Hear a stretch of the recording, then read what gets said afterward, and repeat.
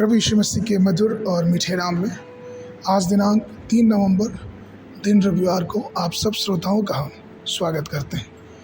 आज के दिन के लिए जो वचन है वो लिया गया है मत्ती रचित सुसमाचार उसका 6 अध्याय 10 पद।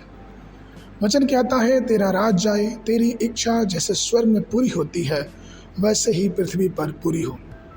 प्रियो, हमें परमेश्वर के राज्य का बेसब्री से इंतज़ार करना चाहिए और हमें परमेश्वर के राज्य की स्थापना के लिए प्रार्थना करनी चाहिए। हाँ, हमारे प्रभु का अपना राज्य है, वह राजाओं का राजा और प्रभुओं का प्रभु के रूप में शासन करता है। मत्ती 27:11 में वचन कहता है, क्या तू यहूदियों का राजा है? यीशु ने पिलातुस से कहा, तुम्हारा कहना सही। सच बात यह है प्रियो कि हमारा प्रभु यीशु मसीह दुनिया का राजा है। हाँ, उसका राज अभी के लिए एक आध्यात्मिक राज्य है, लेकिन वो समय आने वाला है जिस समय परमेश्वर इस धरती पे आके 1000 वर्षों तक राज्य करेगा।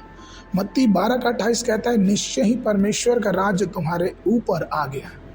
प्रियो, जब हम शैतान के बंधनों से छूट जाते हैं, जब हमारे जीवनों से पाप दूर हो जाते हैं, जब अपने आप को प्रभु यीशु मसीह के हाथों में समर्पित करते हैं, आप इस बात को समझ लीजिए और जान लीजिए, उस समय से यीशु का राज्य आपके जीवन में आ जाता है। दूसरी जो बात है वो यह है कि जब यीशु मसीह वापस आएगा और हमको अपने साथ स्वर्ग में ले जाएगा, तब उसका राज्य होगा जो हम अपनी आंखों से देख सकते हैं और उसके राज्य का कभी अंत ना होगा।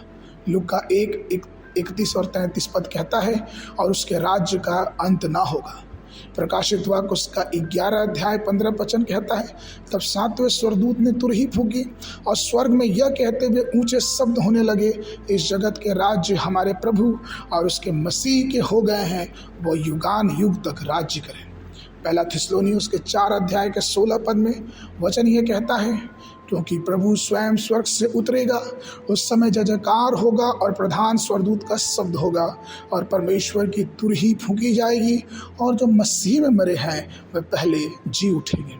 प्रियो, जब हमारा परमेश्वर इस राज्य को करने आ रहा है और इससे पहले कि वो आए, उसका राज्य हमें ये देखना है कि हमारे जीवनों में है कि नहीं। जब उसका राज्य हमारे जीवनों में होगा तो हम उसके राज्य में अपने आप को आनंदित और खुशहाल पाएंगे, क्योंकि हमारे जीवन का राजा प्रभु यीशु मसीह होगा। आज के वर्णन के लिए भजन संहिता उसका 23 उसका 6 पद। निश्चय भलाई और करुणा जीवन भर मेरे साथ साथ बनी रहेगी और मैं यहोवा के धाम में सर्वदा वास करूंगा। मनन के लिए सुबह के समय यिर्मयाह नबी की पुस्तक उसका 30 और 31 अध्याय, संध्या के समय फिलमोन की पत्री उसका 1 अध्याय। परमेश्वर आप सबको आशीष देवे।